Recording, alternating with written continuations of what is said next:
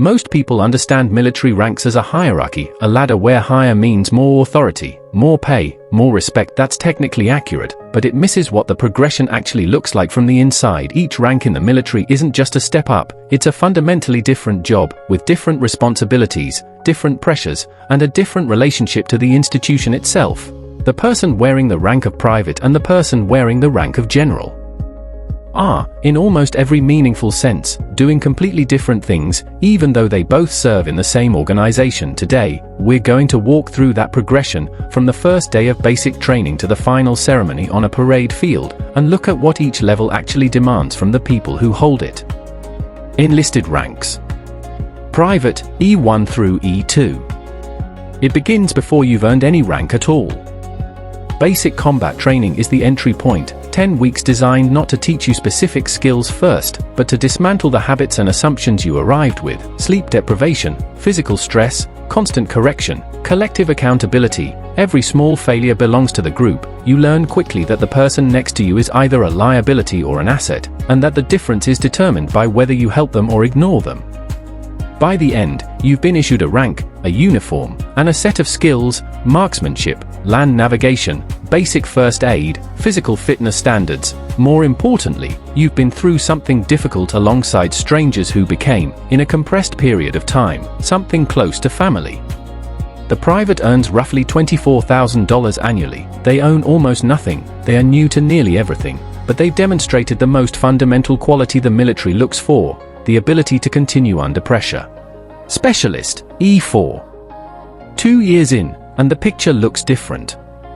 Advanced individual training has given you a job, a military occupational specialty. You might be a medic, a mechanic, a communications operator, a logistician. You're now at a permanent duty station, executing that job inside a real unit. The specialist is the most common rank in the army, and that tells you something. This is the core of the workforce, the people who actually do the work, maintain the equipment, process the paperwork, run the systems that keep a unit functional. The rhythm of this level is one that surprises many people who join expecting constant action. Significant portions of the job involve waiting, performing repetitive tasks, and showing up for formations and briefings that may have limited direct relevance to your specific role. That's not a criticism, it's the reality of large organizations. The specialist learns patience alongside their technical skills, and develops an instinct for how institutions function that will serve them through every subsequent level. Sergeant, E5. The transition to sergeant is the most significant structural shift in an enlisted career. It happens through a promotion board, a formal evaluation in front of senior non-commissioned officers who assess your knowledge, bearing, and readiness for leadership. You pass, you pin on 3 chevrons, and from that moment, you are responsible for other people. Not in a supervisory sense, in a legal, career-affecting, 24 hours day-to-day sense. A team of 4 soldiers, their training readiness, their personal welfare, their conduct on and off duty. If something goes wrong with one of them at 2 a.m. on a Saturday, that's your call to answer. The sergeant is typically in their early to mid-20s. They have received some formal leadership instruction, but most of what the job requires, counseling struggling soldiers, navigating family crises, managing personality conflicts, enforcing standards without losing trust, is learned by doing. The Army develops leaders largely through experience, not classroom preparation. The administrative load at this level surprises most new sergeants: counseling statements, training schedules, evaluation reports, risk assessments. The paperwork isn't incidental to the job, it's how accountability is documented and maintained across a large institution. Staff Sergeant, E6. 7 to 10 years in, usually at least one deployment. The Staff Sergeant leads a squad, 8 to 12 soldiers. They're no longer just responsible for a team, they're responsible for team leaders, who are sergeants themselves. Leadership becomes multi-layered. You're coaching the people who are coaching the people. Deployment changes something, not always in ways that are visible or easily described, but spending 9 months in a different country, in difficult conditions, away from everyone familiar, that experience accumulates. The Staff Sergeant at this level has often seen things that don't leave cleanly. The physical cost is also real by this stage: years of rucking, of carrying weight over rough terrain, of training in conditions that prioritize mission readiness over personal comfort, leave marks, knees, backs, hearing, the body keeps a record. The VA disability system exists, in part, to address this accounting. The staff sergeant enforces standards that didn't originate with them and won't end with them. Haircuts, uniform wear, physical fitness scores, equipment maintenance. Some soldiers understand that these standards serve a larger function, others experience them as arbitrary. The staff sergeant learns to hold the line either way. Sergeant First Class, E7. 15 years of service. Platoon Sergeant. This is where the enlisted career intersects most directly with the commissioned officer world. The platoon sergeant works alongside a platoon leader, a lieutenant, newly commissioned, educated, authorized to command, and almost certainly less experienced.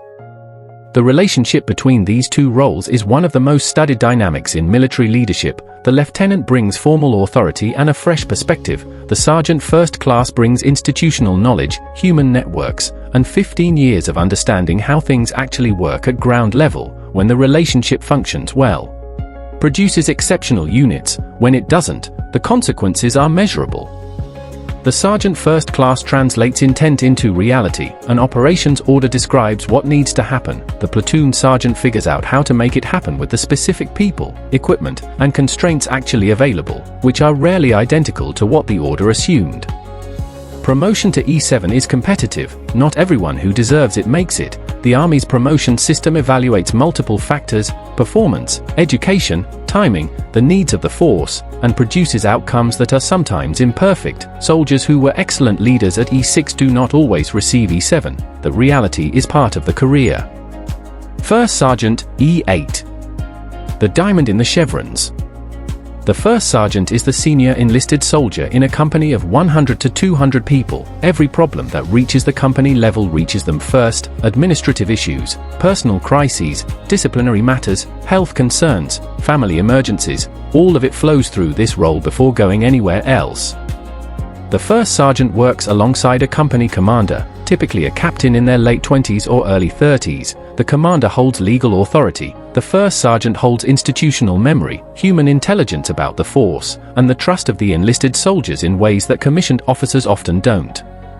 What this level requires, more than technical skill or physical performance, is a particular kind of human capacity, the ability to know 150 people, not superficially, but genuinely, to notice when something is wrong before it becomes a crisis, to intervene early, consistently, and without fanfare. Memorial ceremonies are a part of this role. The first sergeant has almost certainly stood in formation while a name was read and boots sat in place of a person who didn't come home. Those moments accumulate, they are not forgotten. Sergeant Major, E9. 20 or more years of service, the senior enlisted rank. The sergeant major advises commanders at the battalion level or higher. The work is no longer primarily about individual soldiers in a direct sense. It's about systems, policies, and the conditions that affect hundreds or thousands of people simultaneously.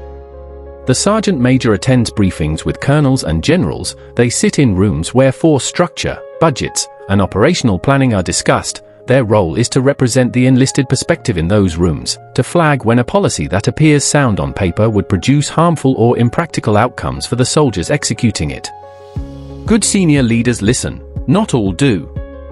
The personal cost at this level is cumulative: deployments totaling years away from home, a marriage that either survived the strain or didn't, children who grew up with an absent parent, a body that reflects decades of physical demands. The sergeant major understands all of this not abstractly but personally.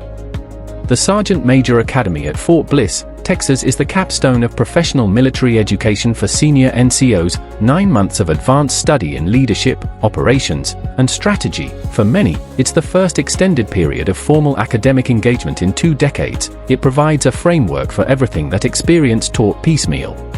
Commissioned officers. Second Lieutenant, 01. A different path to the same institution. The second lieutenant arrives through West Point, ROTC, or Officer Candidate School with a commission and a college degree. They are placed in command of a platoon, the same unit led day-to-day by a sergeant first class who has been doing this longer than the lieutenant has been an adult. The dynamic is unusual and worth understanding clearly. The lieutenant has legal authority, the sergeant first class has practical knowledge. The most effective lieutenants recognize this quickly and treat the relationship as a partnership rather than a hierarchy. A commission confers rank, it does not confer competence. Competence develops through time, through mistakes, through the kind of learning that can only happen in contact with reality. The best junior officers understand this, the ones who don't create problems that their NCO spend significant energy managing. Colonel, 06. 20 or more years as an officer, command of a brigade. 3,000 to 5,000 soldiers, multiple subordinate battalions, a staff of officers, NCOs, and civilians managing every function of a large military organization. The colonel's day is structured around command decisions, briefings, and the management of problems that escalate from below: personnel actions, training readiness, equipment availability, safety incidents, legal matters, congressional inquiries. The scope is broad and the pace is high. By this point, the officer has been selected multiple times, for command positions, for school, for key staff roles. In a competitive system that narrows progressively, many capable officers do not reach this level. Those who do have typically been in the right assignments, performed consistently, and navigated the political dimensions of a large bureaucracy without compromising their effectiveness. The distance between the colonel and the soldiers carrying rifles is now significant. The challenge at this level is maintaining connection to operational reality while managing the administrative and strategic demands of senior command. General, 07 through 010. Fewer than 300 general officers serve in the Army at any given time. Among commissioned officers, fewer than 0.5% reach this rank.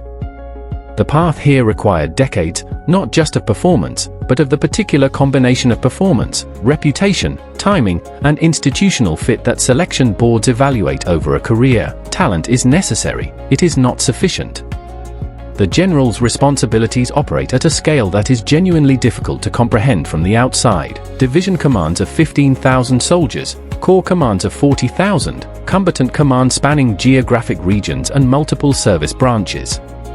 At the highest levels, the work intersects with national policy, briefings to the Secretary of Defense, testimony before congressional committees, coordination with allied militaries and partner nations, budget oversight measured in billions. The decisions made in these rooms, about force structure, operational planning, rules of engagement, have consequences that reach far beyond the institution. The personal cost is proportional to the responsibility. A career at this level means extended separation from family across decades, children raised primarily by one parent while the other served in commands around the world, a marriage tested repeatedly by the demands of the institution. Retirement arrives eventually, with a ceremony, a flag, a speech, and a silence afterward that takes adjustment. The structure that defined daily life for 30 years closes. What remains is the record of service, the relationships built across a career, and the quiet knowledge of what the work actually cost and what it produced. What the progression reveals. Looking at this arc from beginning to end, a few things become clear.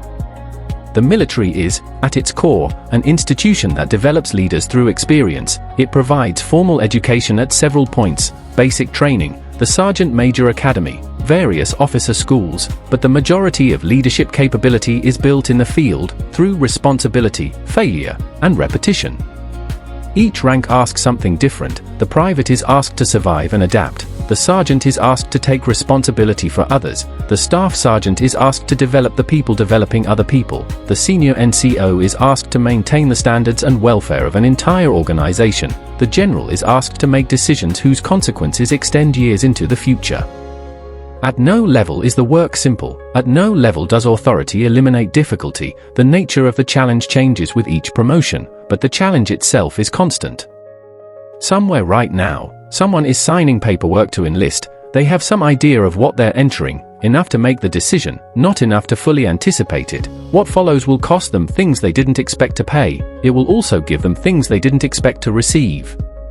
That's the nature of the commitment, and it's why the people who make it, at every level, tend to carry it for the rest of their lives. If this gave you a clearer picture of what military service actually looks like from the inside, beyond the recruitment brochures and the uniform, then this channel is for you. We take complex systems and real-world institutions and explain how they actually function, with the details included. Subscribe if you want more of that. I'll see you in the next one.